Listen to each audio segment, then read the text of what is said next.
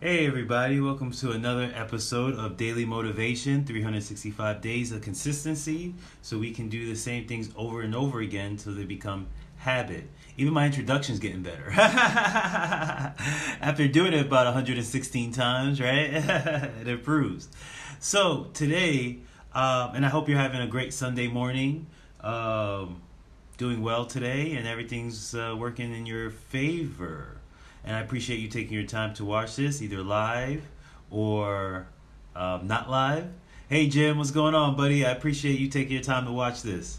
And anyone that has a chance to watch this live, I appreciate it. And if you have a chance to watch this later, I also appreciate it. Because like the great Jay-Z said, you could be anywhere in the world, but you're here with me. And I appreciate it. And today I want to talk about something that I've struggled with for many years in my own life, and I know many people struggle with this overall concept and understanding of trust. Trust. And what makes it difficult to trust life is because you're trusting in the unseen. We value everything that comes through our senses. So if I could see it, I value it. If I could hear it, I value it. If I could taste it, if I could touch it, if it's tangible, that other people see it too. Like I can show you this, like you see it, right? I'm not crazy, you can see this. That's what we value. If other people can see it and understand its vibration, its material. Once it materializes, everyone else can see it. And we value more of what everyone else can see than we value what is unseen. And the unseen is faith. The unseen is trusting in something that you cannot talk to, that talks to you back. Even though you do have a constant communication with life, but life doesn't talk to you in the way you would want it to. That you can't just call life up and say, "Hey, life, this is some BS, man. I hope everything's gonna work out. Let me know everything's gonna work out." But instead of calling life what you can't, you have to have faith and look at the little signs. The universe always gives winks and clues to what's happening, but you have to be aware of those signs. If you're not, you're going to think that life is just being a bully, tearing you down, and being mean to you. And so that way we don't trust life. And I like to use this analogy. In the Zen traditions, they talk about true faith, and it is comparable to being out in space. They use that analogy that there's nothing to hold on to. There's nothing to stand on. There's nothing to grab. You're just in the middle of space, literally floating around, waiting for things to happen. And this bothers people. Because what do you mean? I'm just floating in infinite abyss and I just got to wait for something to happen? And yes. But it's difficult. So what we do is, we see far distant stars or far distant planets, and we see everyone kind of just trying to maneuver their way, trying to take control over this space and try to swim their way to different planets and different stars and different places. But really, if you just float there, you'll be guided to the right planet, the right star that you're supposed to be. And it's understanding trust. And that's where our hiccup is the understanding.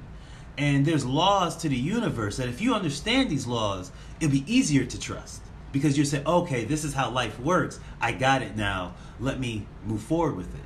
But if you don't understand life, you don't understand the principles of life, of the laws of life, you'll be very confused. Because you're operating on false premises. Things that you think is true, but not really true.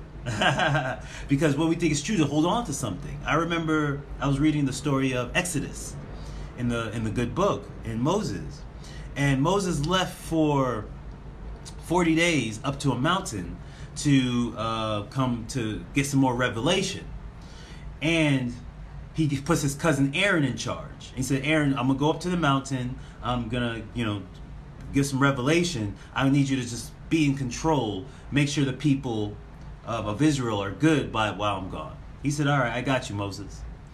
Moses comes back. Actually, God gives him an inclination and says, "You need to go back now. You can't finish your 40 days. And he's like, "Why?" He's like, "Because your people are losing it. They're losing it." So he comes back And he sees this giant, they take all their gold and their brass and they make a giant bull. And they start praising this bull. And they say, oh, it's the bull. It's the spirit of the bull that got us out of Egypt. It wasn't God. It wasn't the flow of the universe. It was a bull. The spirit of a bull. And they praise this bull. They're dancing naked. They're getting drunk. And they're dancing around this bull saying, praise the bull. And Moses comes down and he's hot. I mean, he's livid. He says, I need you to melt this entire bull. Melt it back into gold and brass. And he was appalled that you saw the miracles get you out of Egypt. How are you praising this bull? Because I can't see God. I can't see God. I don't know what God looks like. I know what this bull looks like. I don't understand God. I don't understand this life.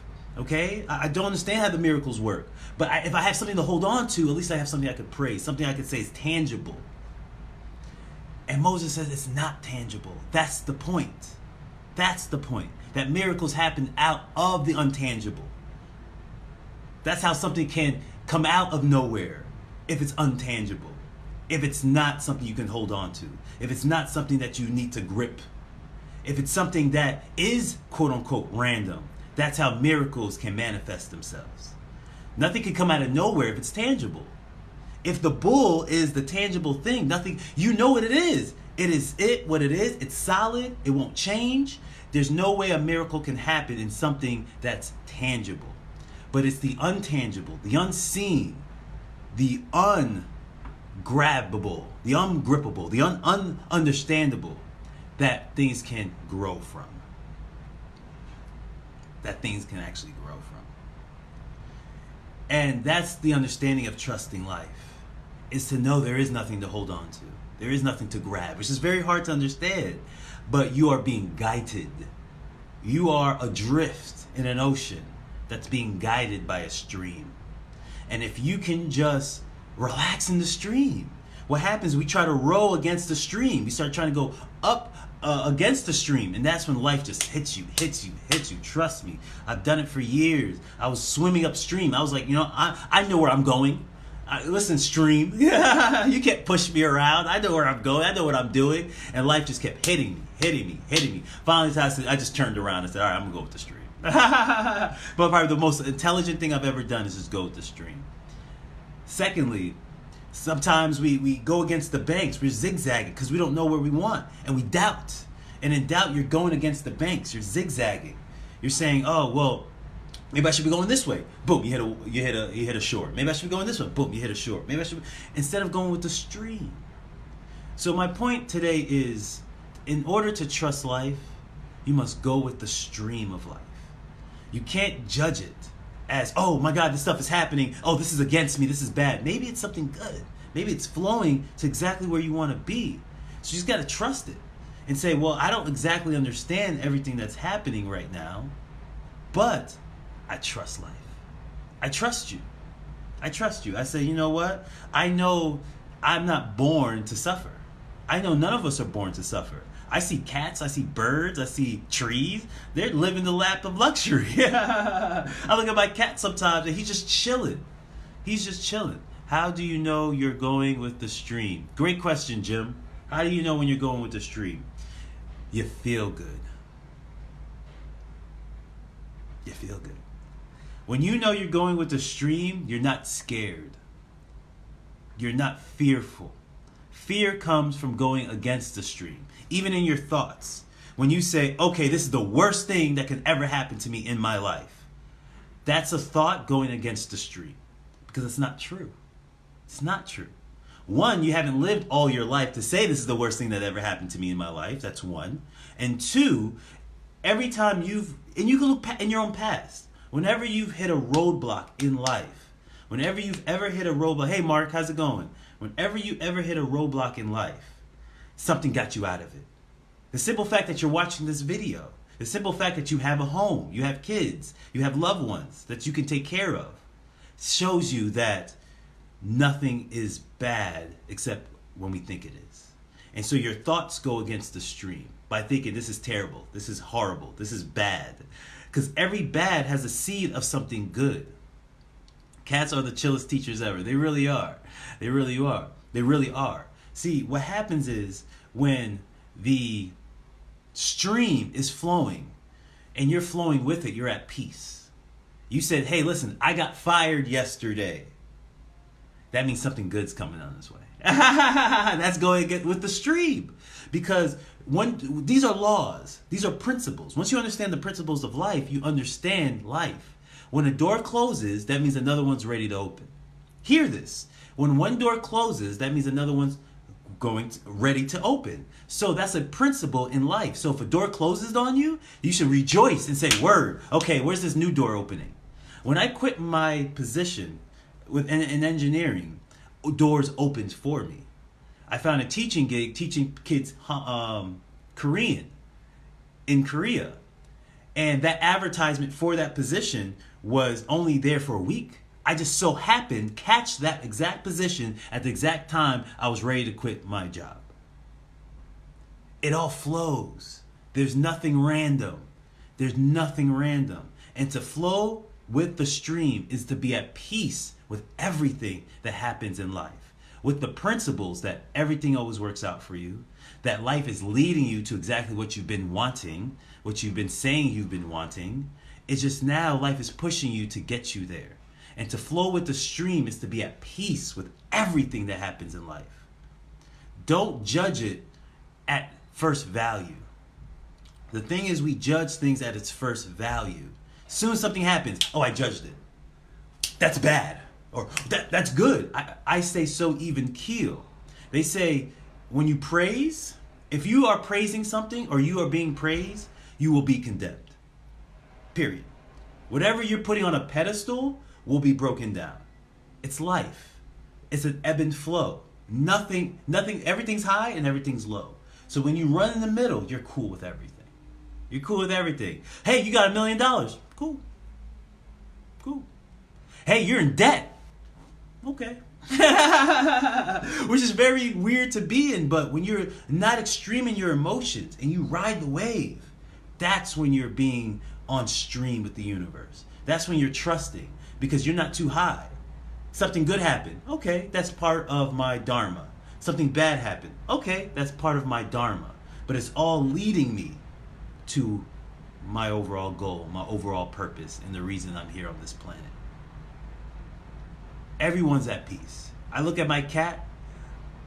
I could literally kick my cat. 5 minutes later, he's laying in the in his little bed, sleeping peacefully. Why? Because he rides the stream. Hey, my owner just kicked me. That was kind of a bogus move, but whatever. I'm gonna go to sleep. They're never too high. They're never too low. They just ride the stream. They're not trying to judge life. They just trust it. And say whatever's happening in my life right now is a part of my overall journey. And only two things I need to do in this overall journey is constantly learning from my experience. Your life experience is teaching you something every day. Every day your life is teaching you something. Please don't mess with cat. I'm just kidding. I don't kick my cat. I'm just kidding, Bart. But every life experience is a teacher. Your greatest teacher is life experience. It teaches you something. Okay, the action you took created this life experience. Now, what did I learn from this life experience? Now, am I going to do the same actions again? Or I'm going to shift my actions next time? Or was this time ready? Maybe I have to be more patient. Life is always teaching you something. You just have to learn from life. But if you could be at peace with everything that happens to you and everything that happens around you, that's when you're riding the wave. And that's when you're truly trusting life and not trying to hold on to something that doesn't truly ever exist. Love is love. I appreciate everyone. Mark, thank you for your comments. Wilkins, thank you. Jim, thank you. I hope that served you well. Stephen, thank you. Again, you could agree with me or not agree with me. But either way, I feel that this was a successful conversation. I appreciate you guys taking your time on this Sunday morning. I hope this served you well. In life, this full of obstacles. If you think life hits you hard, it hits you fast now. It would always. I was listening to Abraham Hicks. He was doing a podcast. Sorry, I'm going to teach you. One last thing I want to leave you with is somebody asked her, hey, Abraham, when is this all going to end? When is this crisis going to end? And she said, I can tell you in days. I can tell you in weeks. I can tell you in months. I can tell you in years. But guess what the answer truly is? It's never going to end. Oh, brilliant. It's never going to end. Life is, there's going to be a time it's going to be up. There's going to be a time where it's going to be down. It's just the ebb and flow of life. It's just how it's designed. Your job, our job, my job is to ride the middle. Ride the wave. It's, I don't get too high. I don't get too low. I just know it's a part of life. I just ride the center. And that's the true essence of Zen. It's alignment. You stay centered in the middle. And you don't go too far on each end. Love is love. I appreciate all of you. I hope it served you well. Namaste.